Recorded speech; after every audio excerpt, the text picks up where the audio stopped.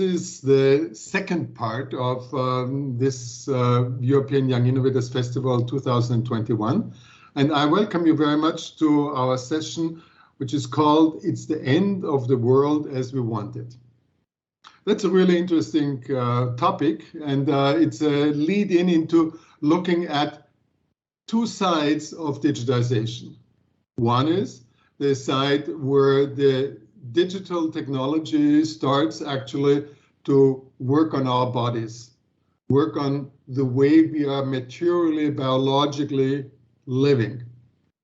And the other side is how it works on a society, how we work together, how we live together, how our communities are structured, but also of how social transformation is working, how our political body is working, and how we are, as a social human beings, as social animals, relate to each other.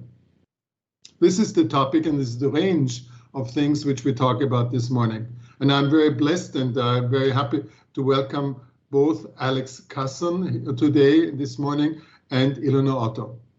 Alex, I don't see you now, but I see you that you are sitting in an office. Are you in Manchester, or are you, where are you? Are you in New York, or are you in Mumbai?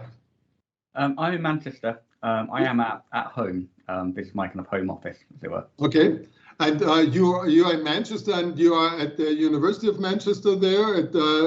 I understand that you are working at the Department of Electrical and Electronic Engineering. Is that right? Yes, that's correct. And what do you do there? You're not a janitor there, I guess.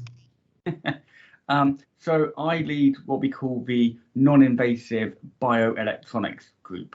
So this is all about kind of the interface between electronics and biology, by which we mean your body for healthcare applications. So kind of monitoring the body, doing data analysis on the data that we collect, and then looking towards kind of closed loop systems where we can automatically treat people based upon the data that we collect. Okay.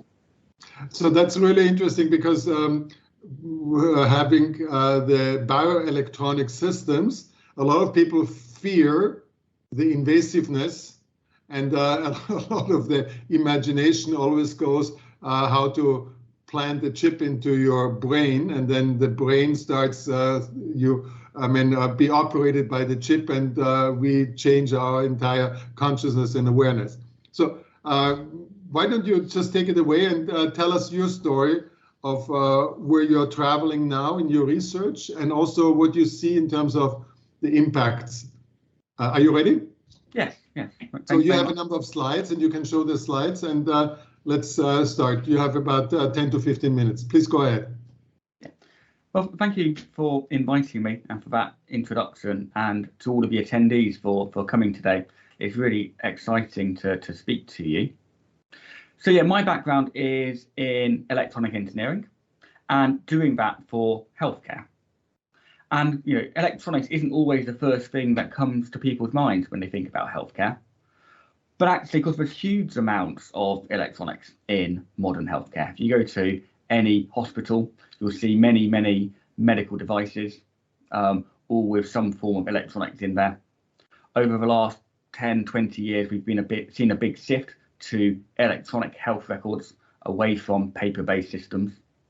And of course, increasingly for artificial intelligence systems for kind of mining the data that we get from that, helping carers, clinicians to make informed decisions based upon the sort of data that they can get from our medical devices. So working, I'm an engineer by background, but working in the kind of healthcare space is really exciting, because you get kind of two sides of the same coin. Right?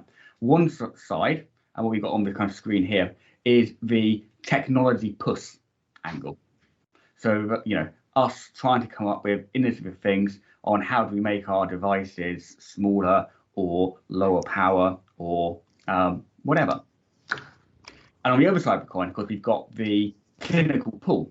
What is the underlying challenge that we're trying to solve? What is it that a clinician or a carer or a patient needs that can't be solved with current technology.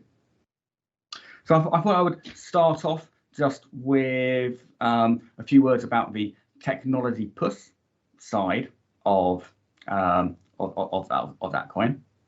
And this is really about flexible electronics today, about miniaturizing the sort of sensing that we can do. So today, there's a huge amount of interest in the healthcare space about kind of wearable devices, about things like a Fitbit or an Apple Watch or whatever, where we can get out of the clinic data about what's happening with a person. And of course, kind of COVID has driven a lot of this. You know, we had to sift very rapidly, kind of 2 years ago or so, a little bit less than that, to remote appointments, to getting remote data about people. But really, this was a sift which was happening anyway. So a lot of the work in my lab would be about the kind of wearable space here. But really, this is just the kind of next step in a technological evolution that's been going on for some time. You know, roughly every decade, we've had a miniaturization, a step change miniaturization in our electronic technology. If you go back to the 1970s, kind of off to the left-hand side here, you know, we had computers, mainframes that were, you know, the size of this room, you know, if not bigger. And roughly every decade, we've got those getting smaller, more portable, more functional for kind of health type applications. And on the kind of right-hand side there, these are a couple of pictures from my lab about the sort of flexible electronics that we're trying to put in place for the kind of next generation of very socially discrete, very miniaturized sensing devices. I do want to turn the slides off for a second, and I might show another picture in a minute. I think that's kind of one kind of direction from the technology push. What I also want to touch on then was the kind of clinical pull side of this coin, which is to say, you know, we've got lots of, you know, fantastic healthcare technologies. We've got very well developed healthcare systems across the EU and indeed the world. You know, I would tend to have a bit of a UK centered view on this. But that kind of underlies very substantial challenges built into our healthcare systems. And, you know, we could look at kind of any one condition in isolation. So kind of cardiovascular disease is kind of the major killer worldwide. It's cancer, stroke are not too far behind. But at a system level, fundamentally what we have is highly developed, highly effective healthcare systems if you can access them. And one of the key kind of unmet healthcare needs is around ease of access, around equality in access, around driving down cost. Because fundamentally, modern healthcare is too expensive. In the UK, you know, half of NHS staff, so that's our care system, say that lack of funding stops them from doing their job properly. In the US, you know, in the last year, about 500,000 people have declared bankruptcy due to healthcare related costs. In the UK, we currently have more than 5 million people on waiting lists for treatment. So that's kind of doubled over about the last decade or so. And we've only got a population of 70 million people in total. You know, so 5 million is, you know, hurtling towards 10% of people waiting for treatment. And we've got, you know, kind of fantastic tools and resources available if people can access them. And that's not just kind of directly in terms of waiting lists, but I say also in terms of health inequalities. So I'm in England, I'm in the north of England at the moment, and there's a 19-year difference in life expectancy between the least deprived areas and the most deprived areas. You know, nearly 20 years of life expectancy within the same country.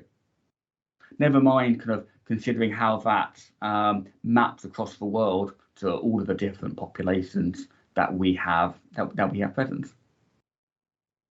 And so to me, this is where a lot of the entrepreneurship, a lot of the innovation kind of comes in terms of enabling better access, enabling reduction in burden, a reduction in cost, and so on. So a lot of focus today is about wearables and their use for healthcare. So let me give you kind of one kind of model of kind of how that might work. But essentially what we have today is a healthcare system that doesn't use any data that we're collecting routinely. So I've got a Fitbit on right now, but my doctor doesn't know anything about that. They're not going to see that data or use it. And you know, I've got a couple of examples in the picture here. One where you've got a fluctuating condition. Maybe you have better days, maybe you have worse days. But actually what really matters is that critical point. It's labeled relapse here. But if you've got serious mental illness, you know, having that crisis point, or in a gradually declining condition, something like chronic kidney disease, maybe, where your kidneys get worse and worse over time, and at some point they will fail. And that's the critical point. And certainly when we speak to patients, they often talk to us and say, you know, they have their routine checkup with their clinician every few months. They've got to go halfway across town. You know, it takes them, you know, an hour or so to get there. They've got to wait while they're there, an hour to get back. It's easily half a day of work. And often that's for like a 3-minute consultation. Right? It's okay, you're still in that gradually declining phase. Super, we'll see you in a few months' time. And it's a big waste of care resources. It's a big waste of the patient's time. And so really where we're aiming to get to is something that looks much more like this. Something where we can take not just wearable, but you know, all forms of data and use that information to kind of triage our treatments or our appointments or whatever, bulk them together in time. And that's saving, you know, resources both for the care system, but also for the individual. And in terms of kind of entrepreneurship, you know, what's really exciting to me about this is the multidisciplinarity. It's not about one person doing something in isolation. Right? If this was just a matter of having a wearable device, we'd be done already. You know, fundamentally, we can go and buy those. Right? You know, but even, you know, within the wearable device, you know, it's about what is the data quality from that. Is it medical grade? Is it trustworthy for making decisions like this? What is the privacy consideration of that data? What kind of encoding algorithms or platforms are present for securing this kind of information? And then there's the artificial intelligence that almost certainly underpins such a system for making a decision of, is an appointment, a treatment, is that necessary or not? And then what's the assurance case for that? So a lot of the innovation isn't necessarily technical in terms of making your AI, say, but it's about proving that it's safe, that people aren't going to be missed with such an approach, and really kind of putting all of those different bits together in order to get a kind of a model very different to how we do things today. I think I'll leave it there for now.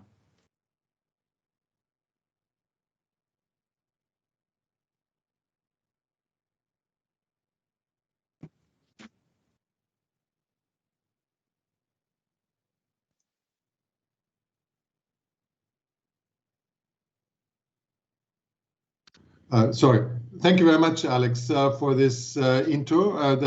This is a really interesting trajectory you have here. Our session and this morning's conversation reaches from what you're looking at in terms of physical body data of our human to what Ilona Otto will look at later on as the global, the nature body in terms of data. And one of the things which will come up in her talk is something called tipping point. Now, what you're looking at is very interesting, because if I sum it up, most of your research is around how to collect better, more, and more timely data from clinical practices in order to have a data-driven care, which is more in time, more to the point, and more focused in terms of the symptoms and also the root causes. Did I sum this up well? Yes, I think that kind of just-in-time intervention summary is very apt. Yeah, so now if I look at our experience with social media, and I look at the experience which people are telling now in terms of the impact of social media, especially let's look at Facebook, we see that something is really interesting here, where the technology push, which you looked at and which you started off in your conversation, has actually gone wrong.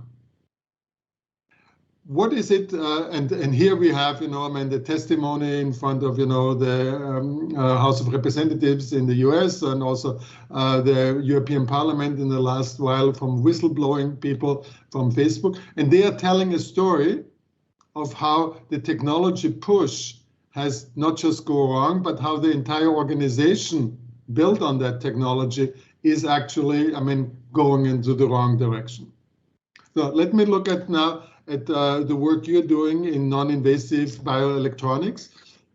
What are you doing in terms of, or what is your sense of how to make sure that there's this connection between what you call the pull from the clinical practice, which I would think is looking at the well-being of people, and that this technology push is going in the right direction?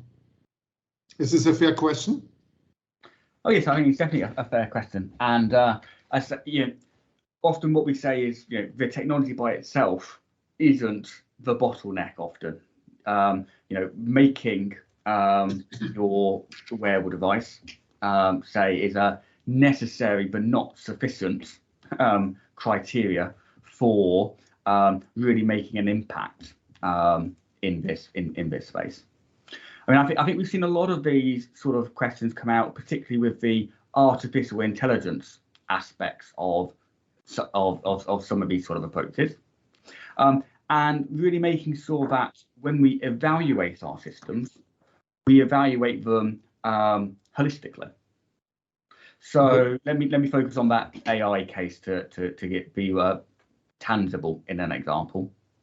But firstly, making sure that we evaluate potential unintended consequences. So I've presented here, what we're aiming for. This is what we're intending to do. But in terms of the kind of risk analysis, as it were, performing also an analysis of, well, what else could happen? What could the unintended consequences be? Yep. And you could easily imagine for that delaying treatment type example, feelings of being left forgotten about, right? It's you might not feel well. The system says, we think you are well. We're not going to send you anything. And you're getting disconnect from the care system, which some people might view as a positive, because they want to be a healthy person living their lives as best they can. Whereas other people might view that as no one cares. They're just rather shove me out the door with a wearable device. And as I said, making sure that assessment is very holistic. So focusing on the AI, historically, people have only ever evaluated their machine learning in terms of the classification performance. If I've got 10 people and I'm trying to assess, do they have cancer or not in this image I'm analysing, I get 9 of them correct, and so my performance is 90%. Right, and there's much more focus now on other metrics.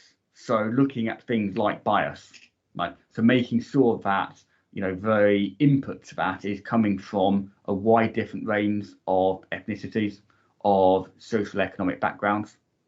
And if it was someone taking a picture of themselves with a camera, making sure that it's not just the people with the latest iPhone who took the best picture who get the correct answer, as it were. And it's easy to inadvertently build in systematic negative factors. And I think what we're going to be seeing is much more holistic validation approaches. Thank you. I think that is very important. And I don't want to get into this kind of narrative or discourse, of when we start privacy and invasiveness and things like this, because this is a discussion which is taking place over and over again. Let's focus on that aspect where your innovativeness and your inventiveness actually is really, reaching and doing good. I saw that and you presented and told the narrative that you're looking at a whole range of different kind of technologies, from flexible electronics, which you mentioned, all the way to deep machine learning, an algorithm which you just mentioned now. Tell us a little bit about what closed loop neuromodulation does in terms of mental health. Is that a good question? Yes, yeah. So I've done a lot of work on that in my in my lab. I didn't mention it so much in the slides here. In terms of bioelectronics, one of the ways we define that is interfacing with the electrical systems in the body. So your body is very electrical, right? Yeah. Your heart is charged, your eyes are charged, there's electrical activity within your brain, within the nerves. And we've long had the ability to record that activity. And now what we're looking to do is not just record it, but at the same time to modulate it, to change the electrical activity that we've got going on. So I've done a lot of work looking at chronic pain, which is generally put into the kind of mental health category. It's kind of a bit blurred between physical and mental health. I'm looking at what are the kind of pain pathways that are occurring within the brain, and how can we stimulate the brain non-invasively. So typically that means either a light or sound or an electrical stimulation. How can we stimulate the brain to alter those pathways, hopefully to reduce the perception of pain? And that's really interesting, because we know very classically, the phantom pains which people have, when there is a problem because of an accident, an amputation, but also there are chronic pains which come especially, with people, in the later stages of life, and they're having a lot of issues there. Tell me, what is it in terms of the measure of effectiveness? Where do you see it most, let's say, impactful? Is it very much in terms of that your work, that you create noise in order that this pain will be, let's say, subdued, or will you be? Are you able to reduce it, or is it that you are able to induce people into a sleep modus? And how does the effectiveness work? So I think the short answer to that is that we're still investigating. I think observationally, so typically we measure pain, as it were, with what's called a visual analog scale. So essentially we ask people 1 to 10, how is your pain today? Yep. And doing different forms of stimulation, we see those scores coming down. We've got some good, if relatively early stage evidence of that.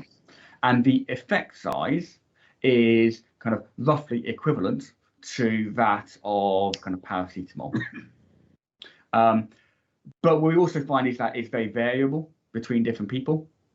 There appears to be essentially kind of responders and non-responders. And we're still doing a lot of kind of brain modeling work to analyze the data from different people to try and understand what's actually happening, what are the mechanisms behind these different people and different effects. And that's one of the key motivations for us developing the closed loop neuromodulation aspect. So kind of our early works in this space were very much what we call open loop. So we either stimulate you or you don't. Typically we do this about 10 times a second in what's called the alpha range of your brain. But actually everybody has an individual alpha frequency.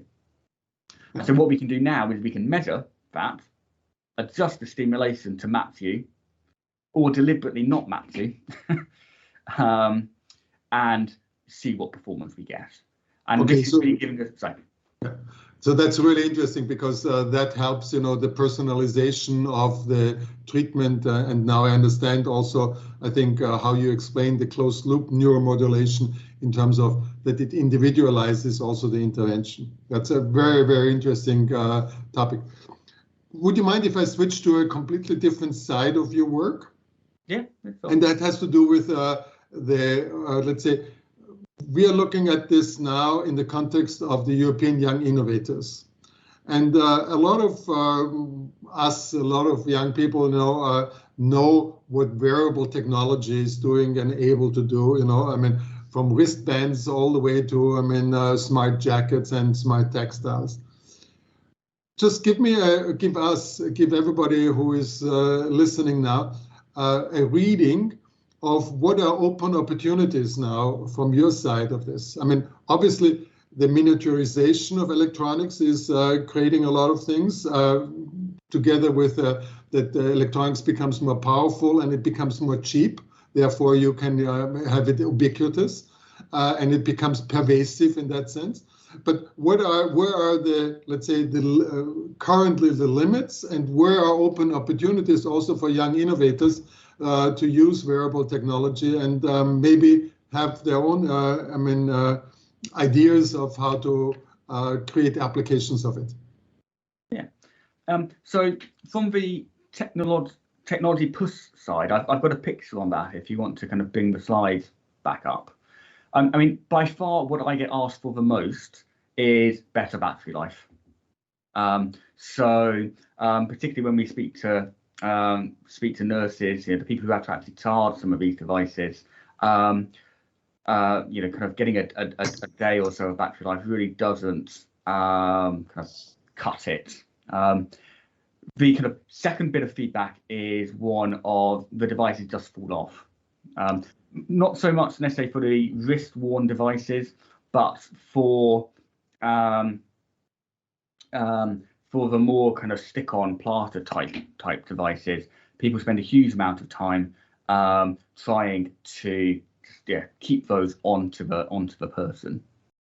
Thank you very much for this. I think this gives an excellent context for your work, and let's say the mental side of us as human beings, but we look at it in terms of us being part of actually the global nature and economy and ecological system. And she is looking at this from a very different point of view. She looks at the care pathways in terms of the climate and also the care pathways of all those things where we need actionable interventions.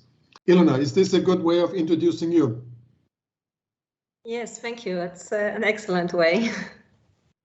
You're coming, you're not sitting in Manchester, but I think that you're sitting in Graz, is that correct? Yes, I'm physically in Graz, even in my office. And your office is at the university, right? Yes, it's at the Wegener Center. Well, so I think it's actually an interesting example that the Wegener Center, like how to bring innovation, at least in science. Yes, so we are here working very interdisciplinary. We have experts from like both natural sciences and social sciences. and we really kind of are problem oriented. So maybe it's actually in the context of European Young Innovators, maybe it's a good example that how to innovate, yeah, that you need to bring people with different background and kind of and challenge them, yeah, show them the problem and then ask them to work together. And it's not only that we work with other scientists, but we also have, I mean, more and more this kind of orientation towards also stakeholders, yes. So we try to work more and more transdisciplinary, and we have different projects when we really talk and work with local decision makers. And I will start with the challenge. Yes, as I said, we try to look at the challenge and search for solutions. So the challenge is the future and this kind of side effect of our industry and also technology development. So yeah, we change the planet a lot, but we are, I think, at the tipping point where we really need to look at those side effects and finally start to act. So those two maps, they show the climate change projections at the end of the century, so 2100, in two different climate scenario. So this upper map shows temperature changes, and here it shows climate change impact in a world that failed to reach the Paris Climate Agreement. And this shows temperature changes at the end of the to avoid, yeah. And I think all the effort which should be put to avoid those kind of pessimistic scenarios. And it's not only about temperature as such, but like, for instance, like if you look at water availability, yeah. So in this 2 degrees world at the end of the century, you see you will have about 20% less drinking water. And again, there are very strong differences in different regions, but it's again, we can imagine, yes, we can cope with this. But if you look at this map below that shows water availability in this 4 degrees warmer world at the end of the century, it means 50% less drinking water on average. And it's more and more difficult to imagine how we could adapt to this. And if you look at like areas where currently most of crops are produced, like South America, the US, Australia, it's really, and of course, Europe, it's really difficult to imagine that we can maintain the world as we know it today. And it's not only about direct climate impacts in the areas where we live, but it's also about so-called cascading climate change impacts.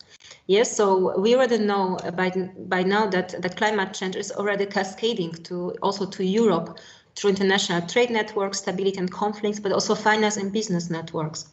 And maybe like one more layer that it's not only on this figure, it's also health impacts. Yeah? And we learned this during the corona pandemic, how health risks, how they are relevant for the global economic system and also for social stability.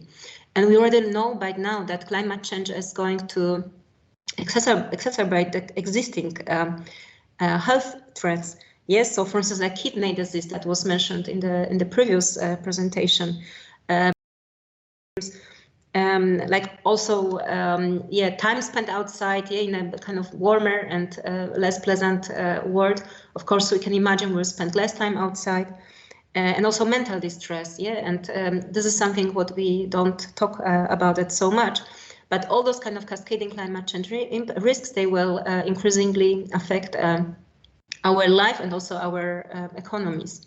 Just one example from the past, it's actually those cascading climate change risks that are really relevant now, and those things are happening. So for instance, to give you an example from 2010, there was a heat wave that caused cereal yield decline.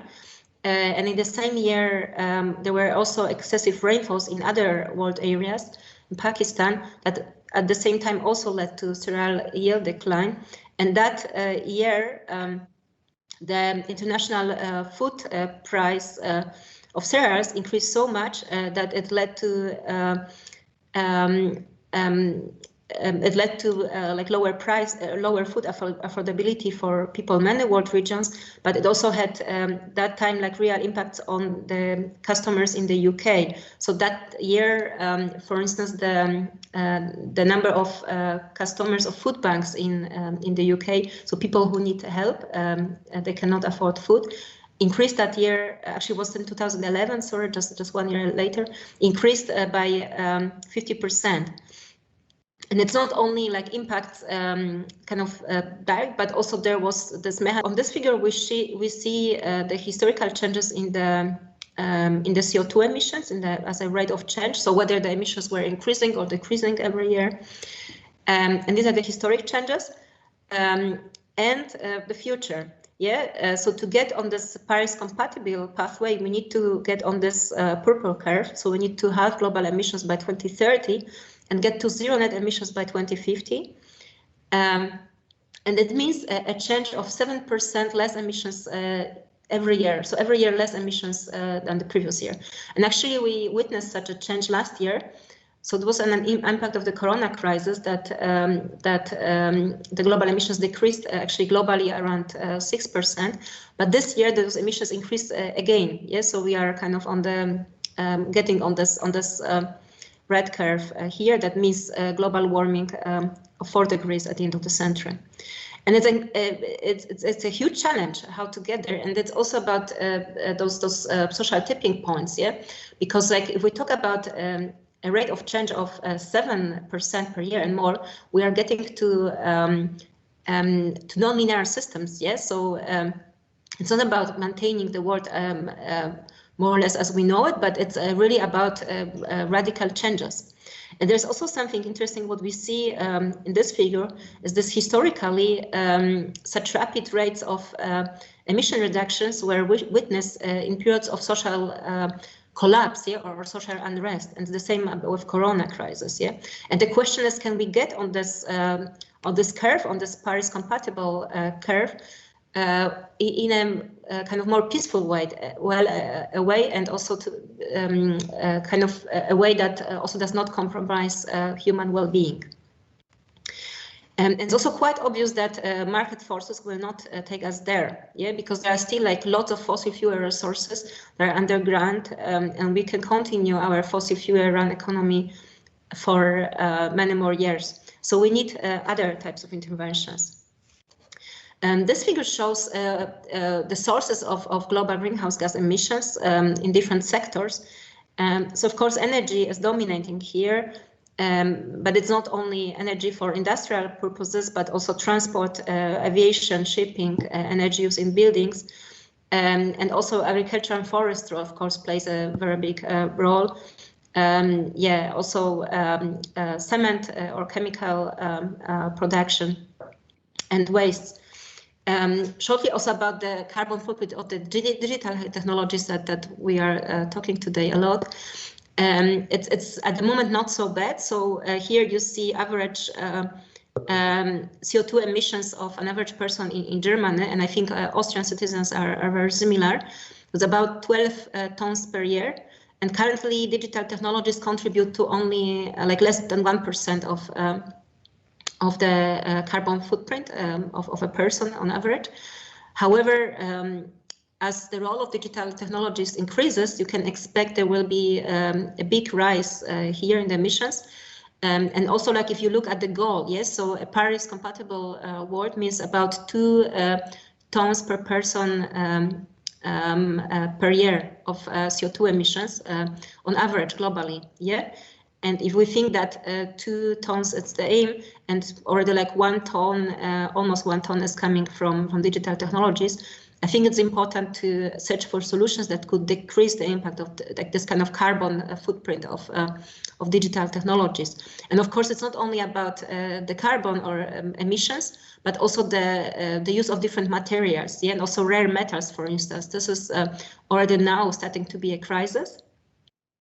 And of course, it's a question how to produce digital technologies that where you can reuse, recycle, and also reduce the material, the use of different materials and rare metals. Shortly also about carbon inequalities. So inequalities were also mentioned in the previous presentation by Alex, and I think this is also a very relevant term if you talk about climate change impact and also climate mitigation. Yes, so if you look at the historic emissions, only like 1% of the global population contributed 9% of global historic emissions. Yeah, and if you look at the 50% of the poorest world citizens, they contributed only 4% of historic CO2 emissions. And the question is how to allocate the remaining 40% of the carbon budget that we have within this 1.5 degrees scenario. Yeah, and I think it's also very important to address those inequalities. And to search for more just solutions. But it's not about only about climate mitigation, but there's also a lot of research that shows that the poorest world inhabitants are also disproportionately more affected by climate change impacts. Yes, so if you think about people who suffer hunger due to droughts, or people who die in floods or heat waves, they're actually most of the time the most vulnerable persons. Yeah, so people with very low income, or people working outside, also often women, children. And it's actually also very interesting that children who suffer hunger in the age below 2, they are also more likely to perform later on worse at school, and they also grow smaller. So in a way, we can say that climate change already now have those kind of intergenerational impacts. Yeah? If you are once hit by climate change impacts, it's very likely that your whole life will be affected, that you will have also problems later on. And it's really a challenge how to address those inequalities in both climate mitigation and also climate adaptation. I myself also do research on so-called social tipping interventions. So interventions where you can expect like a rapid rate of social change. This is a figure that shows where rapid declines of CO2 emissions can be expected and where you can have this kind of tipping effect. So we do research on financial markets, information feedback, so forces like labels showing greenhouse gas emissions of different products and services. Also in the area of energy production and storage system, human settlements, for instance, wooden buildings, and also low carbon infrastructure, but also energy systems and norms and value systems. And in some areas, those changes are relatively slow, but once you experience them, like you can say that the system tipped, yeah? So one of those areas, for instance, those social norms, yeah? If we have a world where we will start to feel bad about using fossil fuels, you can say that we really we tip the system, yeah? Because if you feel bad, if you feel uncomfortable with using fossil fuels, you will search for solutions, yeah? And you will try to avoid fossil fuel technologies. Okay, that's about this. And yeah, just to finish, yeah, we need very urgently like a social, global social tipping that needs to start now. Thank you, and I'm looking forward to your questions. Thank you very much, Ilona. This is wonderful. I think to introduce your work as a work which looks at how to make social interventions most effective, and to use this concept of social tipping is a really interesting point. I mean, Alex Casson was talking before about the care pathways, and he was looking at how to make these interventions most effective in terms of the clinical work, and how he was looking at how with his non-invasive technologies, bioelectronic technologies, can have a good intervention. Here it is very much on the various different kind of systems levels. Let me just come back to a number of points which I think which are critical in terms of the framework in which you work. Alex was talking a bit before about how to reduce from the technology push the technology going into the wrong directions. And he was using also this concept of unintended consequences. in many ways, this notion of unintended consequences has possibly, I mean, a lot of linear implications. What you were looking at is something called cascading impacts. That's different. Just explain to us what is, I mean, different in terms of cascading impacts. And I think the example which you gave of the 2010 drought is a good example of this. Just can you elaborate this a little bit more? Yes, so cascading impacts, especially in climate change context, they refer to impacts as cascade beyond geographical and sectoral borders. Yes, so it's about impacts that go, for instance, from like agricultural production to financial markets, and maybe also to political stability. And also, like just like using this example of the heat waves in 2010. These were impacts that occurred in Russia and Pakistan, but they cascaded to actually even Europe. Yes, so that time even more to Northern Africa, but also to Europe. Yes, so it shows that those impacts cascade beyond like the geographical unit where they physically occurred, and they cascade through international trade networks, through financial networks, but also through human mobility, yeah, and also political stability. Okay, now let's look at another aspect which also comes from Alex Casson's work. He looks at how when you collect more clinical data and that you come to something like a data-driven care.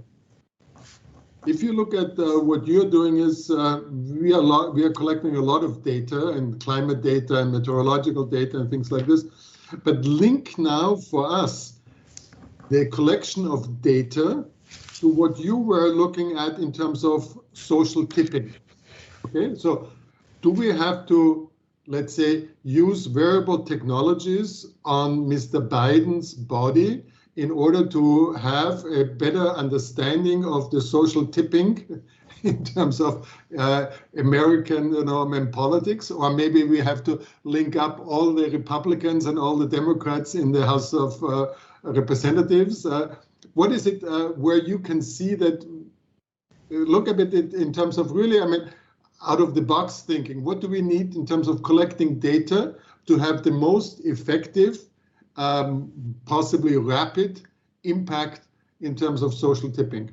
Mm-hmm. So I think that it seems like we have a lot of data, and there are all those global companies that collect all those data from the internet, social media. But actually, when it comes to research, there's actually not so much data that is useful. Yes. So for instance, like there are huge gaps.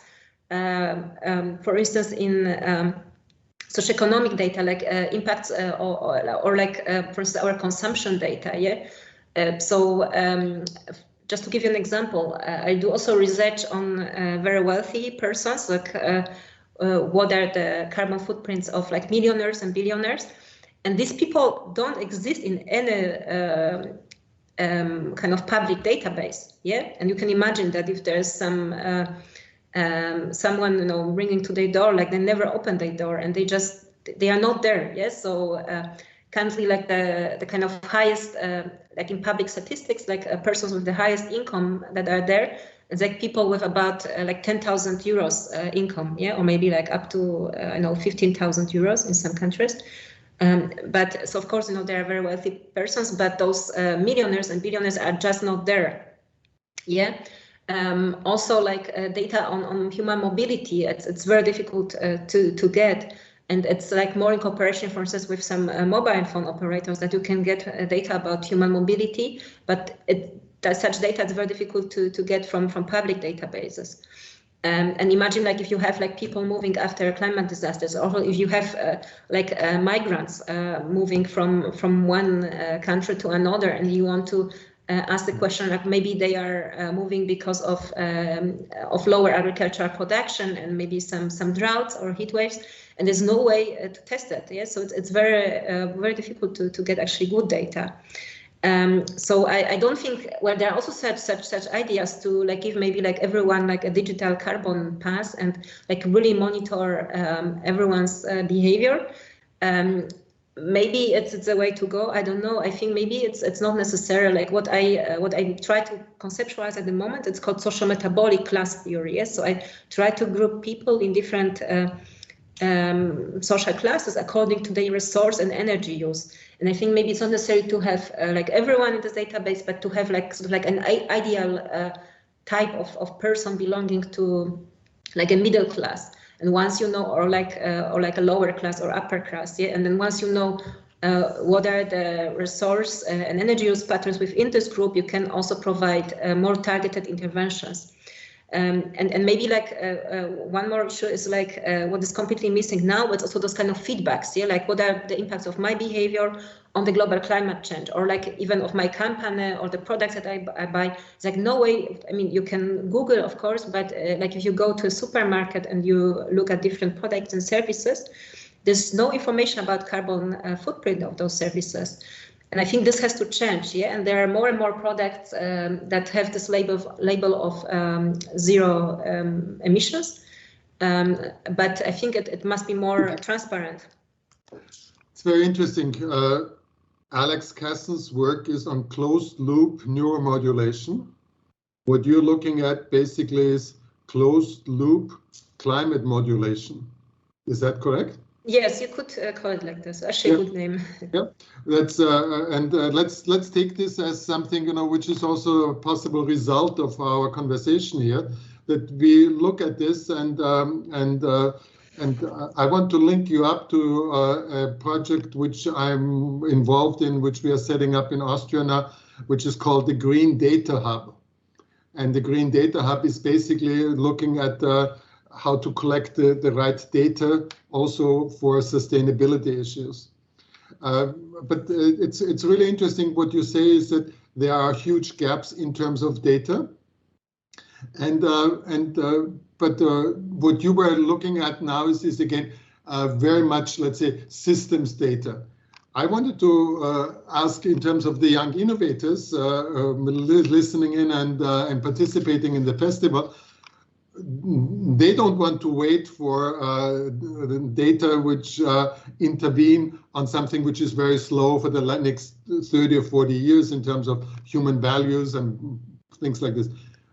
If somebody is very impatient, if somebody is really, I mean, feeling the urgency, you know, where would you think from your work now, where you are standing now, where the most, let's say, possibilities, the greatest opportunities are for having a social tipping intervention?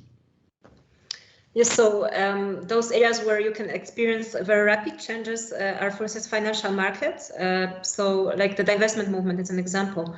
So if you actually, it's happening right now that many public investors, but also private investors divest money from fossil fuel technologies and assets. Yes, so in a way you don't invest in fossil fuel assets. You invest in, for instance, renewable energy production, and there you can experience such rapid changes even within hours or days. But the problem, of course, is the rebound effect. That's why I think those kind of slower system changes are necessary to kind of stabilize those newly emerging systems, because otherwise, the system will kind of just flip back. And the same like this area that I mentioned, those information feedback. So for instance, like having some system where you can have an information about carbon footprint of different products and services. This is also where you can introduce changes like within, I know, like a year or 2 years. And I think there you can also have very rapid changes. But again, this rebound effect is possible. Other areas are, for instance, also infrastructure and like electricity infrastructure, but also buildings, like for instance, eliminating cement from construction, from the construction industry. Okay. Or also wood, wood as a construction material, and also wood has this potential to store carbon. So you can, in a way, you can capture the carbon from the atmosphere and store in buildings. So I think this is, and maybe also in general, also those kind of technologies to capture carbon. This is actually not, I mean, there are some prototypes, but they cannot be applied on a massive scale. They require still like too much energy. So in a way, you emit more than you capture. But this is some area where innovations are urgently needed. So also exactly to kind of just repeat, infrastructure, buildings, also energy infrastructure, and decentralized energy production, of course, from renewable sources. That's very interesting. I mean, we will look at this afternoon at some of the young innovators pitches, and there is, for instance, applications where there will be a scalable leak detection system in order to help utilities reduce water demands by 20%. So that's something which is really, I mean, where also the young innovators already have some interest. We are coming to the closure of our morning session here. Alex, I've tried to make bridges between your work and Ilona's work. Were these bridges which you found credible, interesting, inspiring for your own work? What do you take away from this conversation this morning? We can't hear you. Sorry, still not used to that after 18 months. I think there's lots of bridges, yes. I mean, I think the closed loop one, I think, is particularly pertinent to me. I think over the last however many years, across all fields, there's been lots of focus on data collection, on sensors, and now we're getting to the so what. There's still gaps in the data, there's still more to do there. But enabling that next step of kind of doing something for positive good, whether that's for your body or for the climate system. But then also increasingly in my sort of space, there is much more stuff about sustainability, about biodegradability. So just, the power impact of all of these digital technologies. I think the materials is a really interesting one. It's one that's really starting to hot up in the kind of healthcare research type space, biodegradable materials and whatnot. But it's also very challenging because for your traditional medical device, you don't want biodegradability. You want something that's rock solid. You know what you've got, and it makes your regulation much easier. But so you're being pulled in slightly different directions there, and that is going to give opportunities for innovation. Mm-hmm. Let me ask you one question, which links to what Ilona was talking about. A lot of people who observe critically our discussion on climate change look at information overload, or let's say stress overload, in terms of people having too many messages about the crisis, and then they start basically blocking it out. Is there a way in which, the work you're doing, one can say, okay, what is the, let's say, very much in the sense of what Ilona talked about, social tipping, what is actually the bodily tipping, the cognitive load tipping of humans, where we can say, okay, this is a good intervention in terms of providing information so that people can really process it and react to it, let's say, in a empowered way, rather than in a being overpowered and overfed and overloaded and incapacitated. Is this a fair question? It's a fair question. I'm not sure I have a good answer for it. Okay. But it would be a good answer, Ilona. Would you not want to know that? Yes, I can. I can tell something about it. Yeah. Yeah. Should I go on?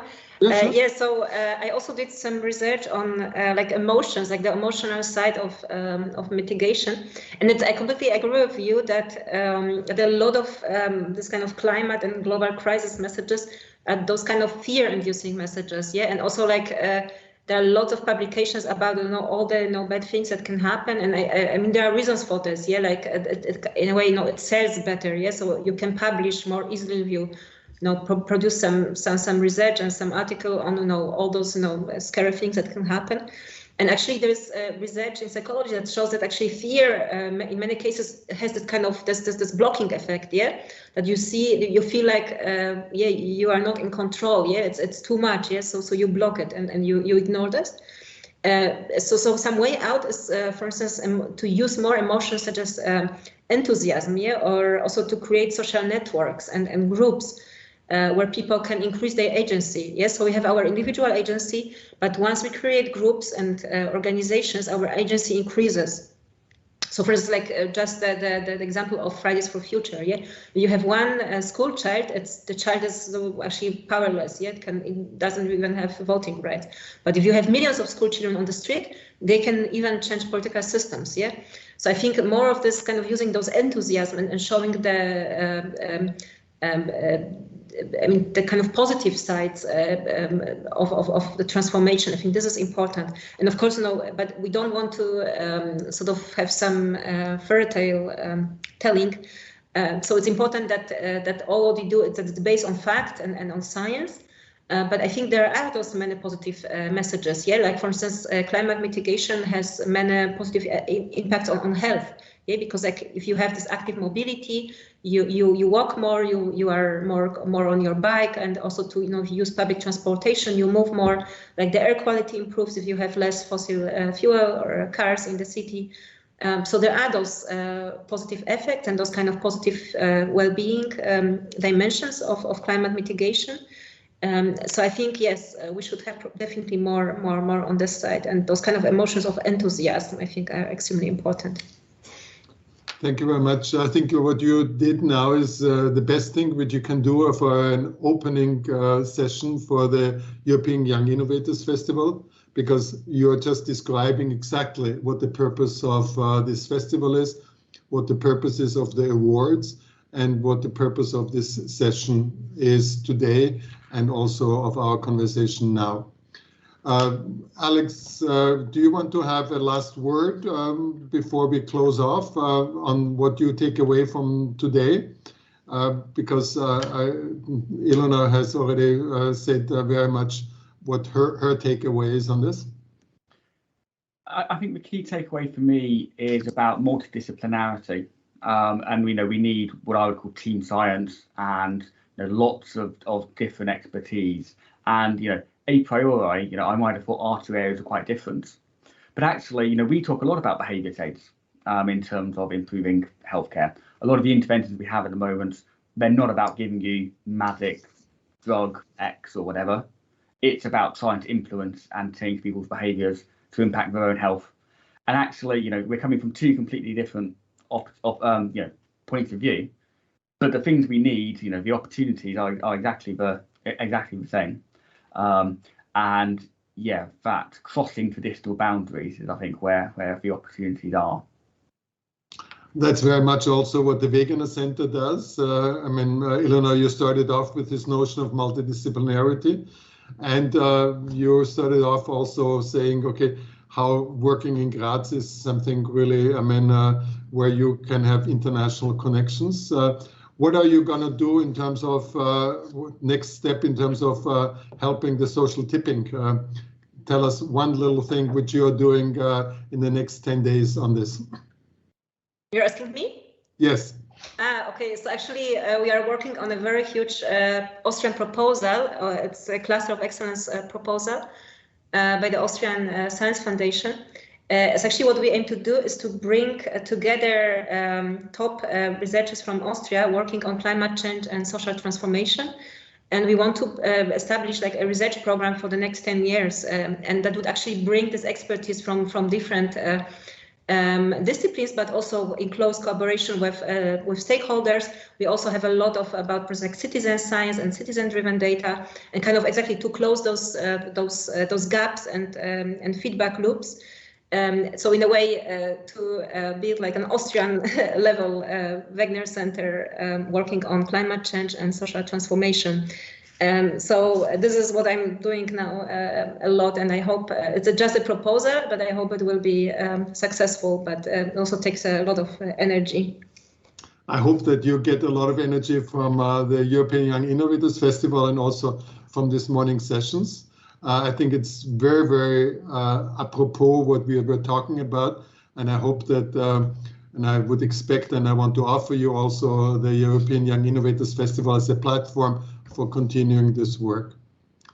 Thank you. I want to say thank you very much, Alex Casson, very much, and thank you also at the work you're doing at the University of Manchester.